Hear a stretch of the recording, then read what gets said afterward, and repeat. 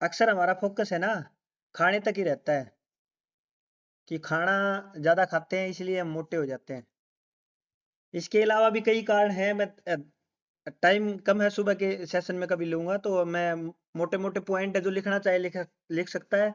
मैं उम्मीद करता हूँ सुनीता जी तो लिखती हैं और बहुत बार लिख भी चुकी हैं इन चीजों को। देखो, वजन बढ़ने का मुख्य कारण अकेला भोजन नहीं है। हम समझते हैं कि ज्यादा कैलोरी खाते हैं।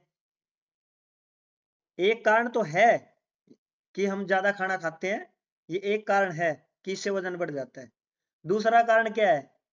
शारीरिक गतिविधि, यानी कि जो आप लोग एक वर्कआउट वाला जो समय निकालते हैं ना कि इस टाइम पे हमें वर्कआउट भी करना चाहिए, ये ऐड न होना हमारी लाइफ में, हमारे जीवन में, हमारी जीवन शैली में।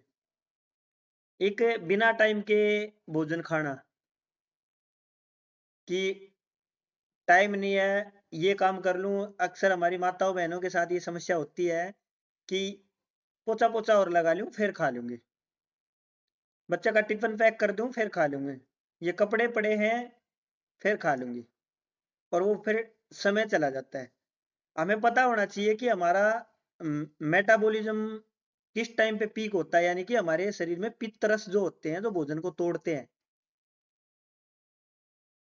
वो हाई लेवल पे किस टाइम पे होते हैं। उसी टाइम खाएंगे ना तो खाना अच्छे से पचेगा।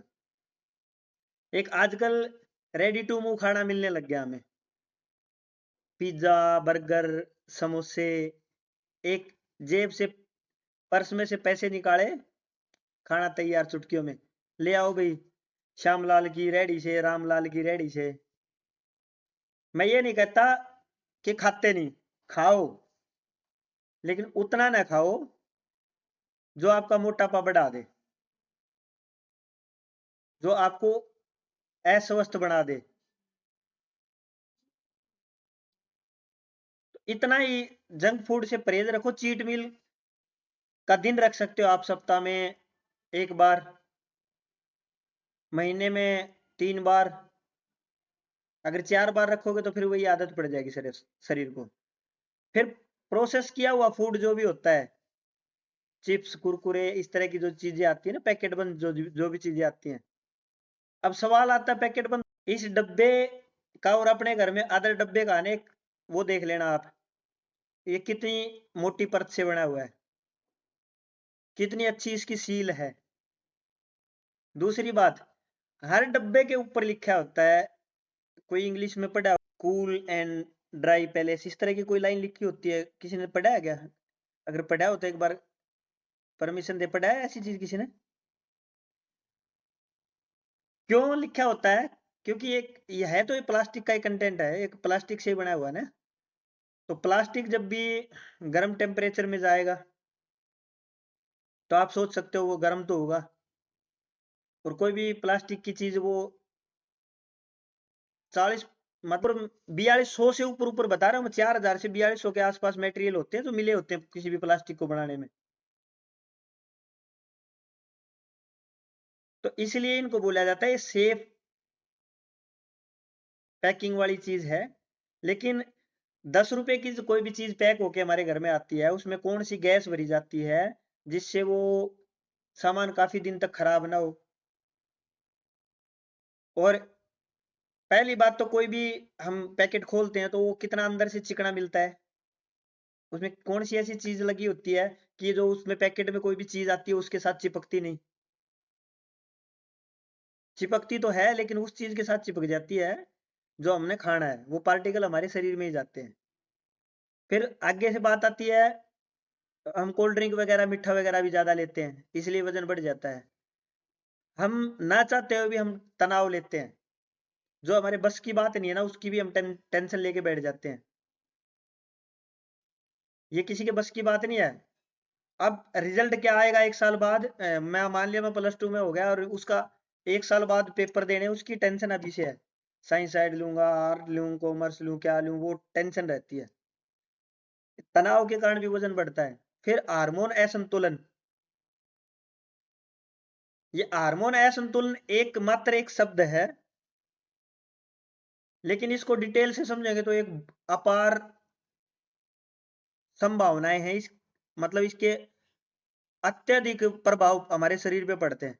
उसका तो शायद मैं कोशिश करूंगा सुबह का सेशन मैं ही लूं, तो समझाने की कोशिश करूंगा, अगर परमिशन मिल गई तो हार्मोन पे ही,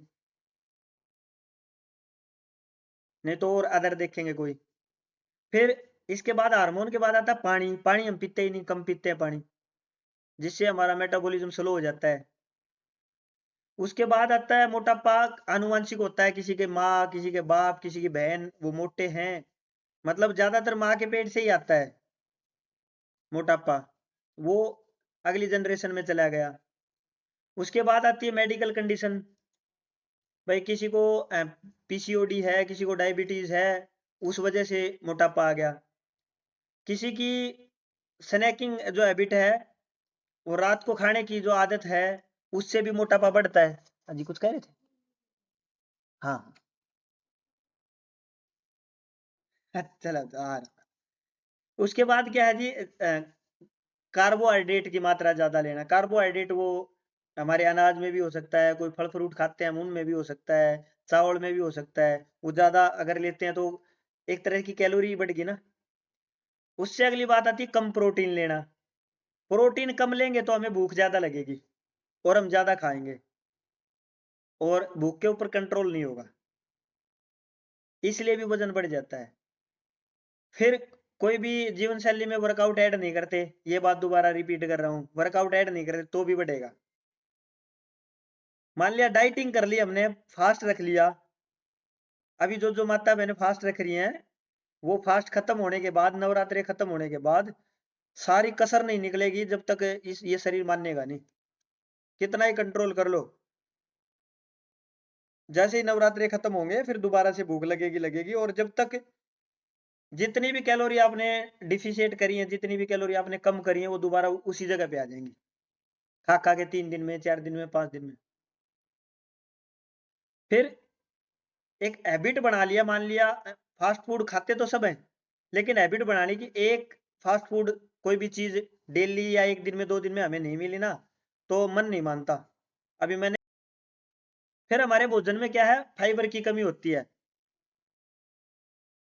फाइबर का कई बार टॉपिक हो चुका है। फाइबर अगर कम खाएंगे तो कब्ज रहेगी, अच्छे से पेट साफ नहीं होगा, गैस बनेगी। गैस बनेगी तो फिर सिर दर्द भी होएगा, नींद की समस्या भी होएगी, चिड़चिड़ापन भी होएगा। फिर धीरे धीरे क्या होता है, हम जूस पीते हैं कि मैं तो जूस पी रहा हूं दिन में 2 बार, 3 बार, 4 बार। उस जूस में क्या सुक्रोज नहीं होता? चीनी में सुक्रोज होता है, तो क्या हमारे कोई भी फलों का जूस लेते हैं, क्या उसमें फ्रुक्टोज नहीं होता? वो भी तो एक तरह की शुगर है ना, वो भी तो एक तरह का मिठास है ना। तो अत्यधिक मीठे जो जूस है उनका सेवन करना। फिर उसके बाद है क्या है, मान लिया टीवी या कोई भी सोशल मीडिया का यूज करते हुए खाना खाना, फोन का यूज करते हुए, उससे ध्यान उस तरफ रहता है, और जो हमारी जो चबाने की प्रक्रिया है ना, वो ऑटोमेटिक स्लो हो जाती है। फिर जैसे जैसे हमारी उम्र बढ़ती जाती है, हमारा मेटाबॉलिज्म स्लो होता जाता है। पानी नहीं पिएंगे तो भी स्लो होएगा, चबा के नहीं खाएंगे तो भी स्लो होएगा, और उम्र के साथ साथ भी स्लो होएगा। कई कारण है मेटाबॉलिज्म स्लो होने के। फिर बाढ़ का, जैसे एक तो हो गया जंक फूड, फास्ट फूड वाली प्रक्रिया, एक बाहरी खाना, कोई भी बाहरी खाना जो हम बाहर से खाते हैं, कोई भी चीज बाहर से मिली वही खा रहे हैं, होटल वाली, रेस्तरा वाली, जो भी चीजें हम बाहर की खाते हैं ना, अपने घर के भोजन के अलावा। फिर एक इमोशन से जुड़ी हुई जो ईटिंग हैबिट होती है, भावनाओं से जुड़ी हुई ईटिंग हैबिट होती है, कि ये चीज है अच्छी दिखी, आंखों को पसंद आई, मुंह में पानी आ गया, थोड़ी सी तो खा लो। कहीं भी इधर उधर गए, कोई भी, या इधर उधर से मिठाई आ गई कोई। फिर इसके बाद क्या आता है, हमारी जो डाइट बनाते हैं कोई भी वेलनेस कोच, आपका जो भी वेलनेस कोच है, उसकी डाइट पूरी प्रॉपर रूप से प्लान न होना। प्लान होने के बाद भी उस प्लान के तरीके से नहीं खाना। मान लिया वेलनेस कोच ने बता दिया कि ये डाइट प्लान है, आपको ऐसे ऐसे खाना है, और आप अपने तरीके से, क्या पता चलता है, मान लिया बबली जी ने मेरा डाइट प्लान बना दिया, बबली जी कौन सी मेरे घर बैठी है? मेरी रसोई, मेरा बोया, जब जी करे जब खाया, बाहर चला गया तो जब मिले रेडी पे खाओ कितने खाओ। लेकिन अब डर लगता है ये बारे में, जो आर्टिफिशियल शुगर वाली चीजें हम जो खाते हैं। एक तो चीनी होगी, डायरेक्ट चीनी उसमें डाल ली हमारे, उसमें जो चीनी बन के आती है उसमें डाल दी, दूध में डाल दी, चाय में डाल दी, या शरबत बना लिया उसमें डाल दी।